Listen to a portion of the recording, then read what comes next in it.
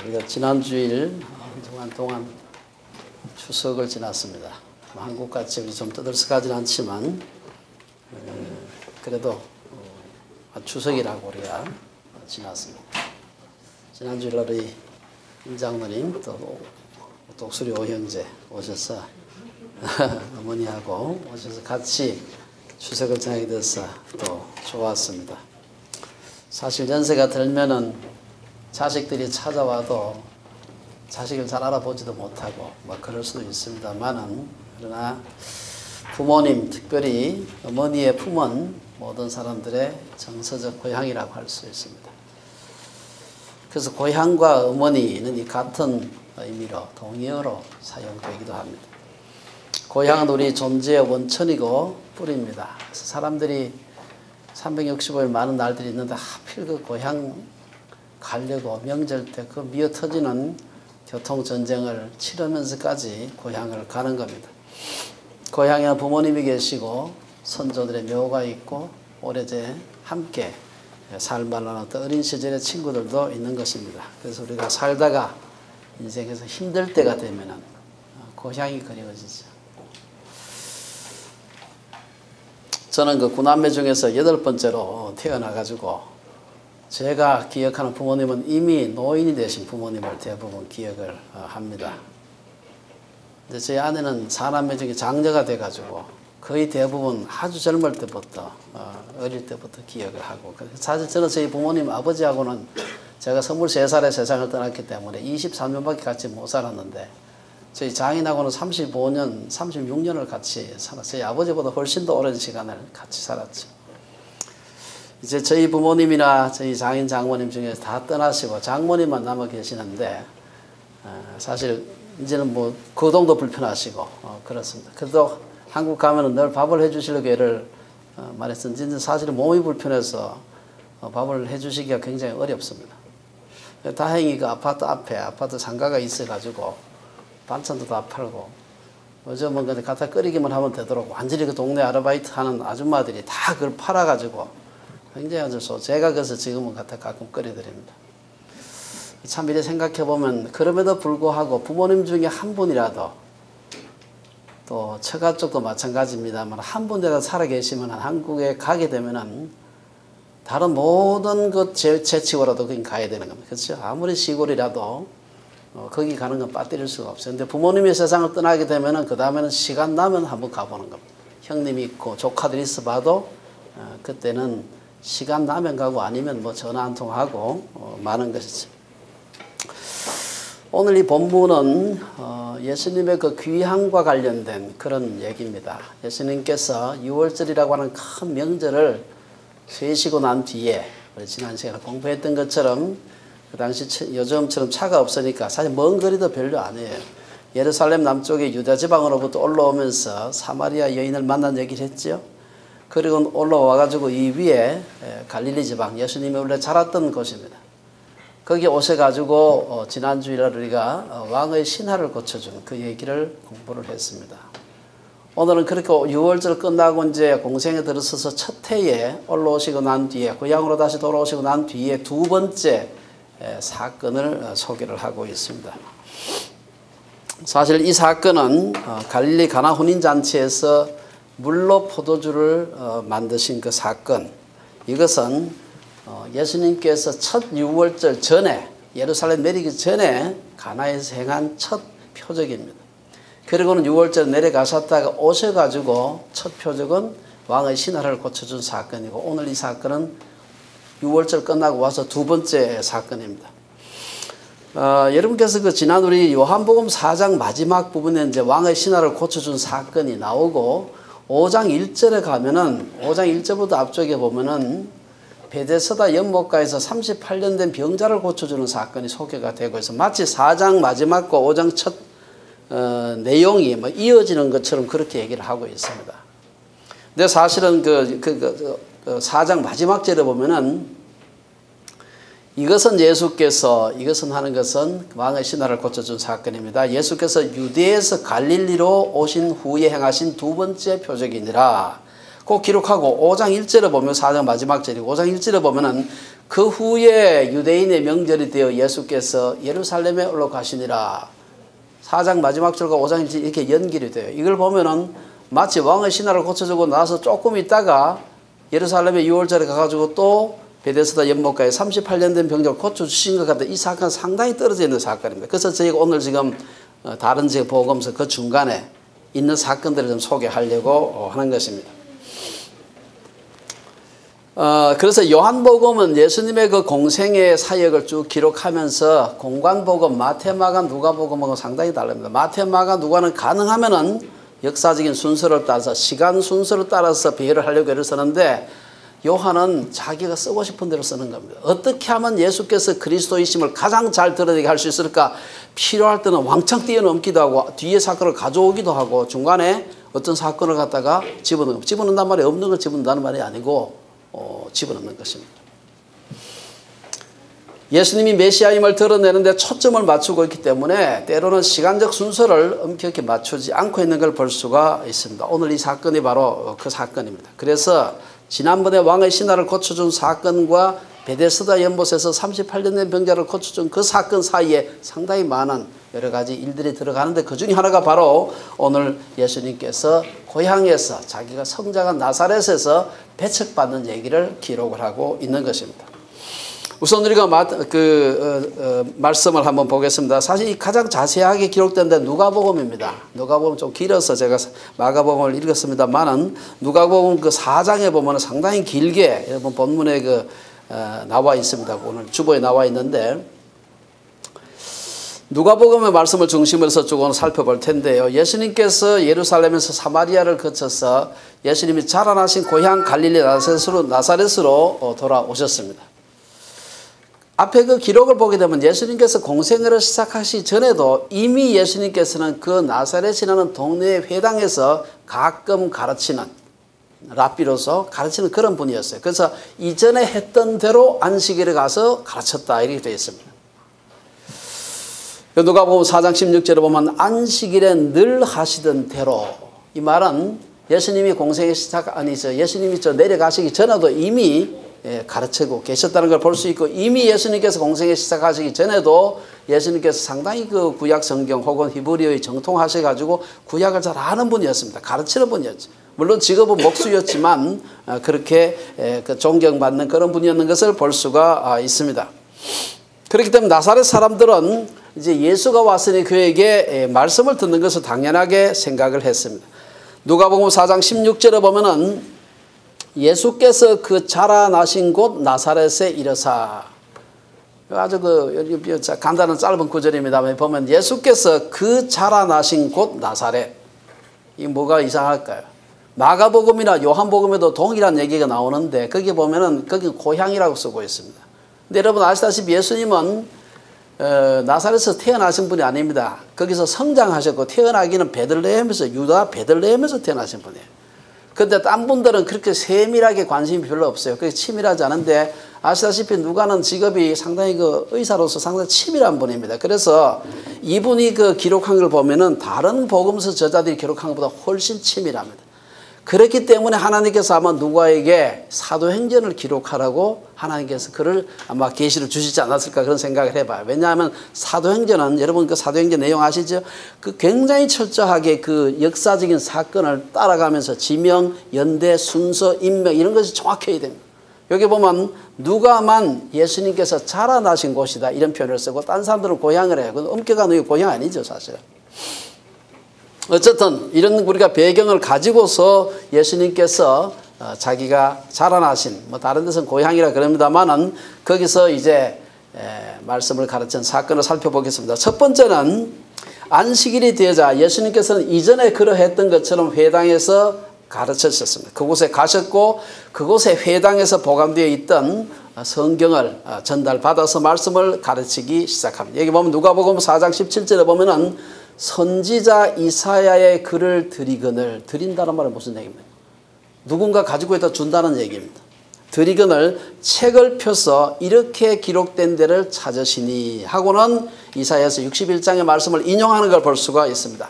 당시에는 성경이 굉장히 희귀했고 비쌌습니다. 그래서 개인이 성경을 소장하는 경우는 아주 드물었습니다. 아주 정말 부자나 아주 큰 어떤 상당한 세력이 있는 분이 아니면 성경을 소장할 수가 없었습니다. 게다가 성경이 두루마리였기 때문에 엄청나게 컸습니다. 그래서 성경 하나하나가 한 두루마리예요. 성경 66권 그 당시에 구약이었지만 하나하나가 두루마리인데 그 두루마리가 여러분 주로 양피지로 되어 있습니다. 그냥 양피지는 글씨가 잘 안 써지는데 양피지에 기름 빼고 이렇게 무두지로 한참 하면 글씨가 써진대요. 그래서 거기다가 아무리 서기관들이 글씨를 잘 쓰는 사람이라도 새 필로 써도 이게 엄청나게 두꺼운 겁니다. 그래서 성경 한 개 같으면 장정이 앞뒤에 좀 두꺼운 성경은 장정이 앞뒤에 둘이 들어야 성경 한 권 드는 겁니다. 이사야서라든지 모세오경에 있는 책들은요 굉장히 두껍습니다. 그렇기 때문에 개인이 들고 다닐 수가 없고 돈도 비싸지만 무거워서 들고 다닐 수가 없기 때문에 회당에 성경을 놓는 장소가 있었어요. 요즘 여러분들 우리가 책을 제가 성경을 앞서 했는데 요즘처럼 코덱스라 그러는데 그런 식으로 이렇게 해서 제본해가지고 책 한 권 가지고서 그 가방에 넣고 다닌다. 이건 과거엔 상상도 못하던 일입니다. 굉장히 성경이 여러분 멍석 아시죠? 시골에 멍석 혹시 아신 분? 우리 유스들 중에 멍석이란 말 들어봤어? 멍석. 잘 모르는구나. 이게 어려운 얘기인데. 이 멍석이라는 게 있어. 멍석이 있는데 이 멍석 사실 한 개가 성경 하나라 생각하시면 돼요. 그렇기 때문에 이것은 회당에 성경만 넣어놓은 장소가 있고 그걸 아무나 만지게 되면 또 파손이 되면 안 되기 때문에 그걸 관리하는 사람이 있어요. 관리하는 차점이라고 하는데 관리하는 사람이 있어요. 이 사람이 이제 랍비가 오게 되면은 말씀을 이번에 이사야서 좀 끄집어내 오시오 이렇게 하면은 이 사람이 그걸 끄집어내가지고 그분한테 갖다 주는 거예요. 오늘 본문에 보면은 선지자 이사야의 글을 드리거늘 누가 해줍니까? 그 관리하는 사람이 회당에 쓰고 회당에 성경 관리하는 분이 예수님께 드렸다. 책을 펴서 이렇게 기록한 데를 찾으시니 이 편다는 말은 우리 요즘 이렇게 넘기는 그런 게 아닙니다. 이거는 영어로 하면 roll down 한다. 이렇게 두루마리로 되어 있기 때문에 이렇게 펼쳐야 돼. 내가 읽고 싶으면 이게 둘둘둘 말려 있는 걸 이게 풀러가지고 해야 되는 것입니다. 그래서 읽고 싶은데 오늘 우리가 이사야서 61장 1절 2절 말씀을 인용하는 것을 볼 수가 있습니다. 예수님은 여러 두루마리들 중에서 선지자 이사야의 글, 우리가 오늘 이사야서라고 알고 있는 그 글을 선택하시고 책을 펴서 이사야서에 본인이 읽고 싶은 부분을 선택해서 읽는 것을 볼 수가 있습니다. 4장 20절 누가복음 4장 20절을 보면 책을 덮어 이제 그걸 다 읽었어. 두 절 읽고 난 뒤에 책을 덮어 이제 다시 말한 거죠. 맡아서 그 맡은 자에게 주시고 앉으시니 그때도 성경 읽을 때는 다 일어섰습니다. 그런데 이제 읽고 난 뒤에 이제 설교 강론을 시작할 때는 다 앉는 겁니다. 우리들처럼 이렇게. 그래서 책을 덮어 그 맡은 자에게 주시고 앉으시니 그렇게 하고 난 뒤에 말씀을 시작하는 거예요. 예수님은 공생애 이전에도 회당에서 가끔 설교 혹은 강론을 하신 것으로 보입니다만은 공생애를 시작하시고 예루살렘에 가셔가지고 세례요한으로부터 세례를 받으시고 성령을 받으시고 난 뒤에 그 말씀이 가르치는 것이 이전과는 전혀 달랐다. 이유가 뭔가 하면 오늘 누가복음 4장 14절에 보면 예수께서 성령의 능력으로 갈릴리에 돌아오시니 그저 이런 표현이 없습니다. 성령의 능력으로 갈릴리에서 돌아오셨다. 예루살렘에 내려갈 때하고 올라올 때가 다른 겁니다. 공생애 전에 비해 공생애를 시작한 후 예수님은 성령이 충만한 분이었습니다. 이를 가장 잘 보여주는 사건이 바로 예수님이 요단강에서 세례를 받으실 때 우리가 잘 아는 대로 성령께서 비둘기와 같은 모습으로 예수님께 임했다 이렇게 하죠. 그래서 성령의 능력 가운데 예수님께서 갈릴리에 오셔서 전하는 메시지 속에는 능력과 지혜가 충만했다. 이때 예수님이 읽었던 누가복음 4장 18절 19절 말씀이 바로 아까 말씀드린 대로 이사야서 61장 1절 2절 말씀을 인용한 것입니다. 오늘 본문에 있는 누가복음에 있는 말씀인데 주의 성령이 내게 임하셨으니 이는 가난한 자에게 복음을 전하게 하시려고 내게 기름을 부으시고 나를 보내사 포로돈 자에게 자유를 눈먼 자에게 다시 보게 함을 전파하며 눌린 자를 자유롭게 하고 주의 은혜의 해를 전파하게 하려 하심이라 하였더라. 사실 이 말씀은 이스라엘의 미래를 레위기 25장에 나오는 희년 혹은 면제의 해라는 관점에서 해석을 하고 있습니다. 묘사하고 있습니다. 오늘 4장 18절에서 보면은 기름을 부으시고 내게 기름을 부으시고 이 올리브유를 붓는 것이 내게 실제로 붓는 게 아니고 물론 이게 이제 구약에서는 실제로 부었습니다만은 성령으로 기름 붓는 것을 의미하는 것입니다. 4장 19절에서 주의 은혜의 해, 이것은 달력에 있는 그 해가 아니고 사실은 구원이 선포되는 그런 기간 혹은 메시아 시대를 의미합니다. 이사야서 61장 1절 2절을 인용하는 것은 희년을 암시하는 것입니다. 매 50년마다 희년이 되면은 종으로 팔려갔던 사람들, 돈이 없어서 종으로 팔려갔던 사람들은 그냥 풀려나게 되고 빚을 졌으면 탕감되는 것이고 또 바벨론 포로로부터 해방되는 것도 나중에 보면 그런 희년으로 이렇게 설명하는 분들이 있습니다. 기업으로 받은 땅은 원래 주인에게 돌아가면서 살다 보면 사람마다 이게 똑같은 출발점에서 시작을 해도 어떤 사람은 빚을 자꾸 지고 어떤 사람은 돈을 많이 버는 사람이지. 빚을 자꾸 지다 보면 결국 땅을 전당 잡혀가지고 빚을 내기 때문에 나중에 땅을 뺏기게 되는데 50년 되면은 모든 땅은 원소유주에게 돌아가도록 되어 있는 것이 희년입니다. 이것은 사실 이사야 선지자가 그 예언을 한 것은 바벨론 포로로부터의 해방을 예언한 것이지만 예수님은 죄와 사망의 권세로부터 해방을 말씀하신 것입니다. 사실 이 말씀은 유대인들에게 매우 익숙한 말씀이었습니다. 왜냐하면 유대인들은 그 당시에 로마의 그 식민지였고 식민지 백성들은 다 그 고통 가운데 여러 가지 착취를 당하며 살고 있기 때문에 언제 우리가 이 로마의 압제로부터 벗어날까 하는 생각을 늘 하고 있었기 때문에 유대인들이 제일 좋아하는 성경 구절 중에 하나가 이 말씀이 아주 익숙한 말씀인데 이 말씀을 예수님께서 읽으시고 난 뒤에 읽는 것까지 괜찮은데 그 뒤에 나온 몇 마디 말 때문에 예수님이 고향에서 강력하게 까딱하면 죽임을 당할 뿐만 그런 배척을 받는 것을 볼 수가 있습니다. 사람들이 가장 놀란 부분은 바로 누가복음에 있는 그 4장 21절의 말씀입니다. 이 뭐라고 얘기합니까? 예수님께서 이 글이 짧은 글입니다. 이 글이 오늘 너희 귀에 응하였느니라. 여러분 기억나죠 그 말씀요? 이 글이 무슨 글입니까? 앞에서 읽었던 이제 방금 그 얘기했던 그 18절 19절에 그 주의 성령이 내게 임하셨으니 그 말씀 이것이 언젠가 이루어질 그 일로 생각했는데 그 일이 지금 이루어졌다 하니까 사람들이 소스라치게 놀란 것입니다. 짧지만 이 말씀은 메시아적 사역의 성격을 분명히 밝히는 것이었습니다. 누가복음 4장 21절은 그 앞에 있는 18절 19절의 사역이 바로 예수님 자신에 의해서 선포되고 성취됐다는 것을 얘기하는 것입니다.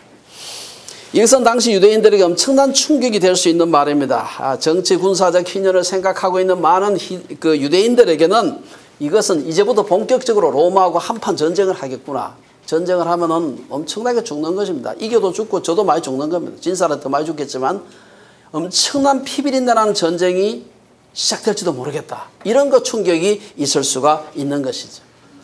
그런데 여러분 바로 불과 몇 년 전까지만 해도 그 당시에 갈릴리 지방에서는 곳곳에서 유대인들이 반란을 일으키기로 역사적으로 제일 유명한 그런 민족입니다. 얼마나 반란을 일으킨지 로마가 그냥 진절머리를 낼 만큼 유대인들은 반란을 많이 일으켰습니다. 그래서 그 로마가 그 큰 제국을 조그만 반도 국가에서 그 큰 제국을 유지하다 보니까 반란을 일으킨 데는 흔히 말하는 초토화 작전 반란 다시 못 일으키도록 십자가형도 그래서 생겨난 겁니다. 보기만 해도 막 치를 떨도록 하는 그런 그냥 목 자라 죽이든지 이래도 되는데 그래 안 죽이고 십자가에서 사람들 다 보도록 그것도 제일 사람들 잘 보이는 성문 앞에다가 죽어가도 버둥거리며 죽어가고 있는 걸 모든 사람들 다 보게 하면서 너 반란하면 저렇게 되는 거야. 이렇게 사람들한테 협박을 하는 것입니다.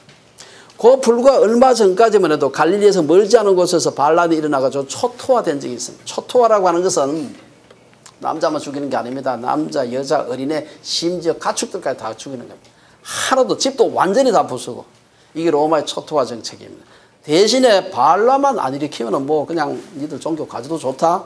문화를 그대로 유지해도 좋다 하는데 유대인들은 그럴 수가 없는 민족이에요. 그렇기 때문에 이 사람들이 여러 차례 반란을 일으켰고 반란 때마다 그 마을 한 개가 없어지는 겁니다. 가장 유명한 반란이 여러분 혹시 들어보셨는지 모르겠습니다만 AD 132년에서 134년이죠. 그때 하드리아누스 황제 때 성전을 짓겠다고 하드리안 황제가 약속을 해놓고 나중에 그걸 안 지킵니다.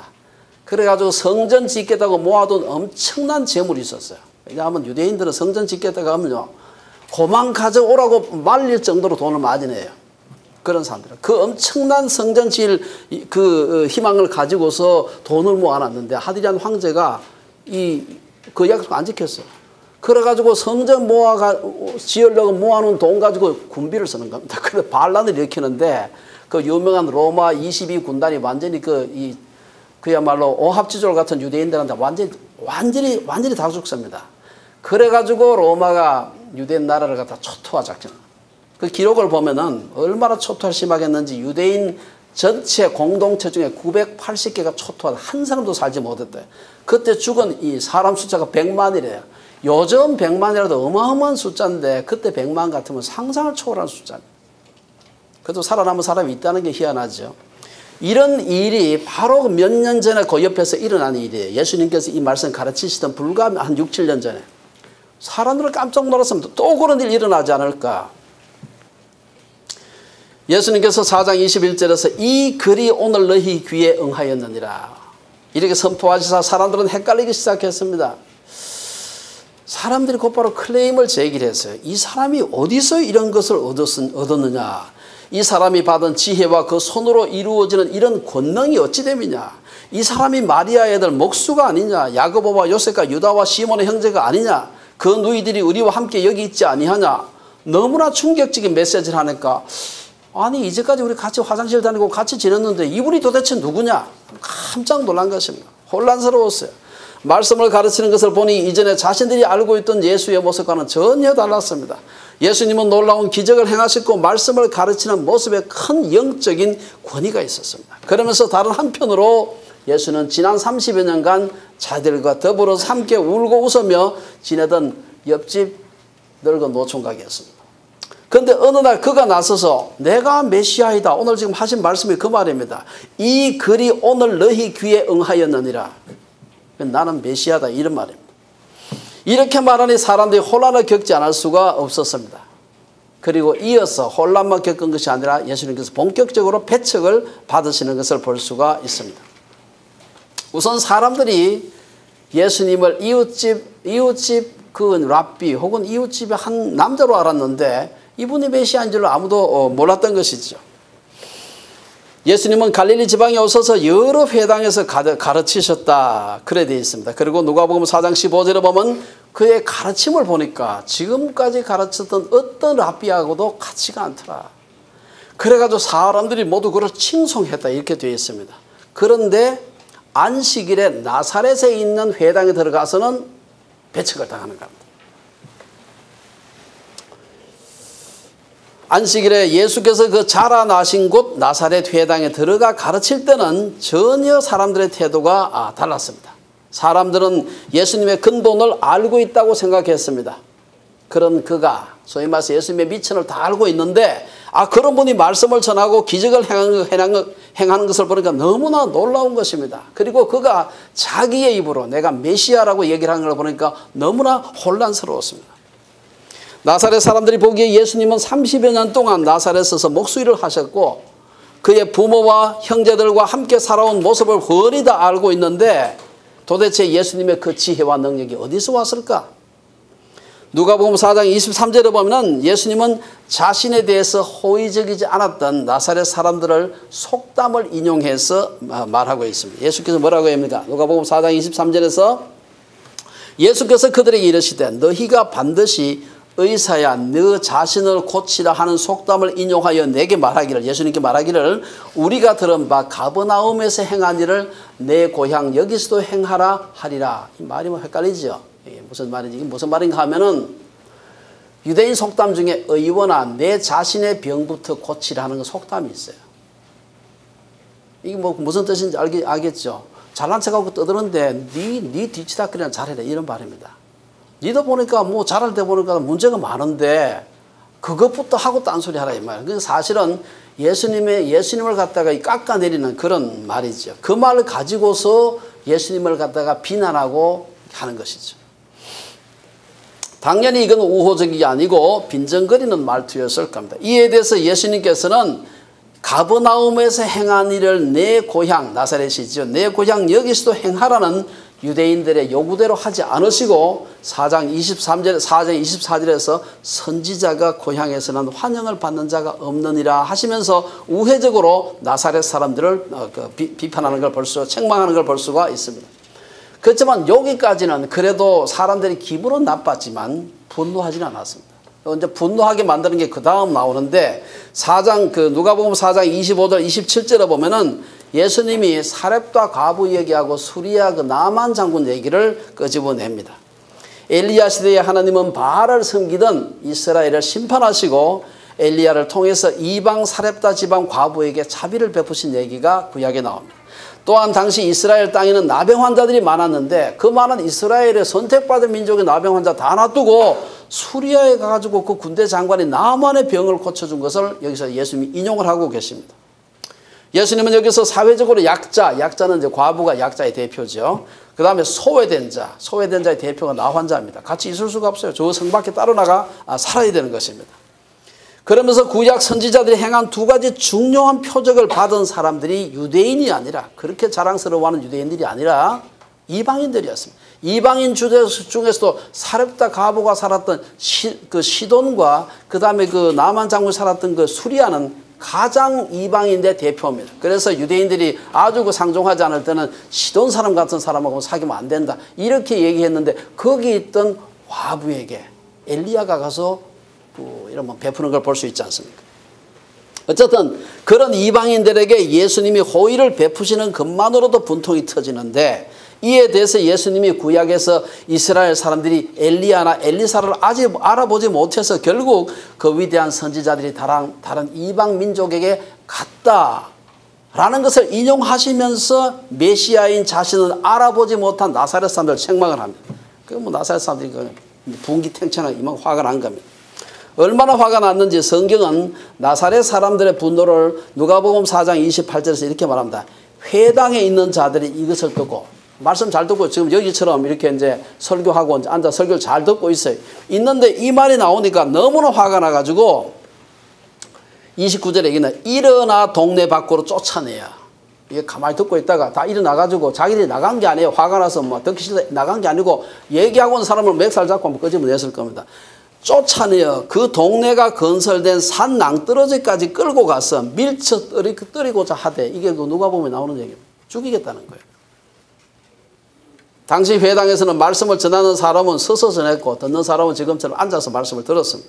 근데 말씀을 들으면서 앉아있던 사람이 분노해서 벌떡 일어나가지고 설교자를 멱살 잡고 끄집어냈으니까 얼마나 화가 났겠습니까? 끄집어내서 교회 바깥으로 내보내고 그걸로 끝난 게 아니에요. 그리고는 끌고 가서 저 절벽에 가서 떨어뜨려 죽겠다고 끌고 간 겁니다.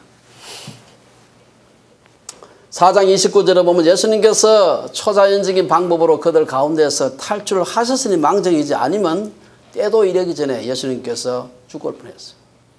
나사렛 사람들은 예수님의 지혜와 능력을 보고 칭찬하거나 놀라야 하는데 도리어 예수님을 배척한 것을 볼 수가 있어요. 여기서 배척한다는 말은 원어로 스칸달론, 스캔들 하는 말이에요. 어원입니다. 스칸달론이 이것은 걸려 넘어지다 이런 뜻. 걸려 넘어지다. 왜 사람들이 예수님의 능력과 지혜를 보고 마음에 걸려 넘어지고 배척했을까? 이상한 일 아닙니까? 그런 걸 했으면은 그 놀라운 말씀을 하시고 놀라운 기적을 행했으면 존경하고 박수 쳐야 되지. 여기에 대해서 예수님께서도 이상히 여기셨더라 이렇게 기록하고 있습니다. 어쨌든 이런 배척의 결과가 어떻게 되느냐? 마가복음 6장에 보면 오늘 보면 읽었던 데 보면은 나사렛 사람들이 예수님을 배척한 결과를 두 가지로 요약하고 있습니다. 첫째는 5절에 보면 마가복음 6장 5절에 보면 예수님은 거기서는 나사렛에서는 아무 권능도 행하실 수 없어 다만 소수의 병자에게 안수하여 고치실 분이었다. 예수님은 하나님은 전능하신 분이지만 무슨 병이라도 고칠 수 있고 무슨 기적이라도 일으킬 수 있는 분이었지만 거부하는 자들에게는 역사하지 않으신다. 둘째 6절에 보면 마가복음 6장 6절에 보면은 예수님은 더 이상 나사렛에서 머물지 않으시고 6절에 보면 모든 촌에 두루 다니시며 가르치셨다. 더 이상 나사렛 사람들은 예수님의 말씀을 들을 기회도 하나님의 역사를 목도할 기회도 없어진 것입니다. 하나님은 구원받기로 예정된 자들을 구원하시지만 배척하는 자들은 구원을 받지 못하는 게 분명합니다. 그런 자들은 예정 바깥에 있다 이렇게 할 수 있겠죠. 유대인들이 스데반을 죽이자 예루살렘 성도들이 다른 지방으로 흩어져서 복음이 그 전 세계에 흩어지게 된 걸 우리가 알고 있습니다. 바울은 소아시아에서 복음을 전하다가 밤에 마케도니아 사람 하나가 서서 건너와서 우리를 도우라 환상을 보게 되죠. 그래서 소위 그 터키에 있다가 소아시아에 있다가 유럽으로 건너감으로써 인류 역사가 유럽 역사로 바뀌게 됩니다. 여러분 그 시즌 다 아시죠? 그래서 유럽이 기독교가 되고 그게 대서양 건너 미국 갔다가 미국에서 다시 한국으로 아시아로 돌아올 때까지 지난 2000년 동안 사실은 유럽이 복음의 중추적인 그런 중심지가 되었습니다. 이제야 아시아로 전해지게 됐고 그 아시아에서도 복음을 거부했던 이스라엘 사람들 유대인들에게 이제 복음을 전하고 있는 것입니다. 하나님께서 사람들을 통해 복음을 전하실 때 순종하는 사람이 축복받는 사람입니다. 복음을 전할 때 아멘으로 받아들이는 사람은 그 자체가 복인 것입니다. 고린도서 6장 2절에 보면 보라 지금은 은혜 받을 만한 때요 보라 지금은 구원의 날이로다. 아무 때나 은혜 받고 아무 때나 구원받는 것이 아니라 복음을 전할 때 액셉트를 해야 되는 것이죠. 혹 우리에게 말씀으로 도전받는 일이 있거든 기쁘게 우리가 순종해야 됩니다. 항상 그런 기회가 있는 것이 아니기 때문입니다. 나사렛 사람들은 자기들 앞에 다가온 축복을 차버리는 어리석은 일을 함으로써 그로부터 다시 그 복음이 그들에게 돌아갈 때가 지금 2000년의 세월이 지난 것입니다. 결론적으로 우리가 예수님을 배척하는 그 사람들의 모습을 보면서 어떻게 하면 우리가 배척하지 않는 삶을 살 것인가 하는 것을 말씀드리고 마치겠습니다. 제가 어제 신문을 하나 보니까요. 아주 최근 신문 아닌데 2016년 한겨레 신문에 난 그 기사입니다. 거기 보니까 2016년이니까 원래 4월 13일인데 소록도 국립병원과 그 다음에 그 고흥군이 공동으로 이렇게 초청을 해서 오스트리아 수녀 2사람을 한국에 초청을 했더래요. 혹시 그 기사 읽어보신 분 있는지 모르겠어요. 제가 그 기사를 읽어보고 아주 제가 참 감동을 받았습니다. 한 분은 이제 마가렛 피사르라는 분과 마리안 슈테그라는 분인데 이 2사람은 한 분은 슈테그라는 사람은 1934년생이고 그러니까 지금 82세죠. 한 사람은 1935년생이니까 그분은 81세입니다. 80대 노인이죠. 이분들이 1959년과 1962년 그러니까 한 사람은 24살 때 한 사람은 27살 때 한국에 와서 소록도에서 40몇 년을 납 환자들을 돌보았습니다. 지금부터 40년 전 같으면 50년 전 1959년 62년 같으면 한국의 그 모습이라고 하는 것은 뭐 우리가 나이가 든 분들은 기억을 할 겁니다. 오스트리아와 한국의 1950년대 후반에 비교한다면 마치 천국과 지옥의 차이가 있는 그런 차이였습니다. 그런 분들이 전남 그것도 소록도에 와가지고 나병 환자들과 더불어서 40몇 년의 세월을 그곳에서 지났습니다. 당시 한국에서는 나병에 걸리면 그것은 저주라고 생각하고 있었습니다. 그런데 그들이 그 지옥 같은 데 와서 40년의 세월을 지났습니다. 그들이 한 번도 장갑도 끼지 않고 그들의 상처에 약을 발라주고 돌보아 주었다고 합니다. 그들에게 주어진 사역비를 가지고서 아껴서 소록도 주민들을 위해서 사용했다고 합니다. 그러다가 나이가 들어서 2005년 그러니까 이제 한 70세 정도 됐을 때 결국은 이제 은퇴를 해야 되니까 2005년 11월 어느 새벽 소록도 주민들이 잠자고 있는 새벽에 오스트리아로 몰래 귀국을 하게 됩니다. 이분들이 가방 하나 들고 편지 한 장 남기고 혹시라도 우리 뭐 대단한 성역 40년 떠들고 이래 할까 봐 싶어가지고 새벽에 그냥 배 타고 나와서 오스트리아로 귀국했는데 이번에 다시 그분들을 고흥군에서 다시 초청을 한 겁니다. 저는 그분들의 얘기를 읽으면서 예수님을 배척하지 않는 삶이 뭘까? 물론 예수님을 우리가 잘 믿는다. 예배도 잘 드리고 이게 종교적인 일종의 모습이죠. 이게. 우리 집에서 성경도 열심히 읽고 기도도 하고 기도에도 참여하고 할렐루야죠. 다 좋은데 정말 우리가 예수님을 배척하지 않는 삶이 어떤 삶일까? 우리의 일상 가운데 임하시는 하나님의 나라를 받아들이는 겁니다. 비록 카톨릭의 우리 수녀들의 얘기지만 정말 아주 감동적인 얘기를 제가 그래 이분들이 이번에 와가지고 그 신문사 같은 데서 매스컴 같은 데서 얼마나 그 좋은 기사입니까? 맨날 나쁜 기사밖에 없는데 그 좋은 기사를 좀 하고 싶은데 이분들이 인터뷰를 안 하는 거예요. 인터뷰를 안 하는데 이분들이 한 얘기가 제가 그 영어로 보니까 이런 얘기를 해요. 저는 절대 인터뷰를 하고 싶지 않습니다. 왜냐하면은 우리가 소록도에서 한 일은 nothing special. 아무것도 특별한 게 없기 때문에 우리가 해야 될 한 거지 그게 특별한 일이 아니기 때문입니다. 그러면서 그분들이 한마디 더 한 게 있어요. 이것은 예수 그리스도의 복음의 능력 때문에 우리가 그렇게 섬길 수 있었습니다. 그 외에는 뭐 대단하게 뭐 할 것 같은데 아무 얘기도 안 하고 인터뷰 거절하고 한 분은 또 몸이 나빠서 못 오시고 한 분만 오셨는데 거의 인터뷰 기사에서 한 얘기가 없습니다. 저는 그 모습을 보면서 우리가 나사렛 사람들의 배척하는 삶의 그 반대의 삶을 우리가 살아야 되지 않을까. 그러면서 이분들과 같이 정말 우리가 어떤 종교적인 냄새가 나는 행동도 중요하지만 그러나 우리가 정말 섬김의 삶, 복음의 능력을 우리의 삶으로 보여주는 그 삶이 예수님을 배척하지 않는 삶이 아닌가. 그래서 오늘 말씀을 생각하면서 하나님 나라는 죽어서 가는 천국도 있지만 1차적으로 우리의 삶에서 일상에서 이루어져야 되는 것입니다. 우리가 하고 있는 세계관 운동은 죽어서 가는 천국과 더불어서 이 세상에서 하나님 나라를 이루는 희년이 선포되는 세상을 만들자는 운동입니다.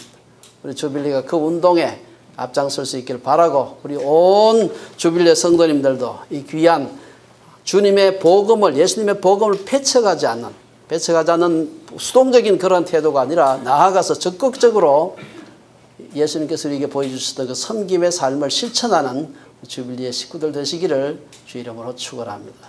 기도하겠습니다.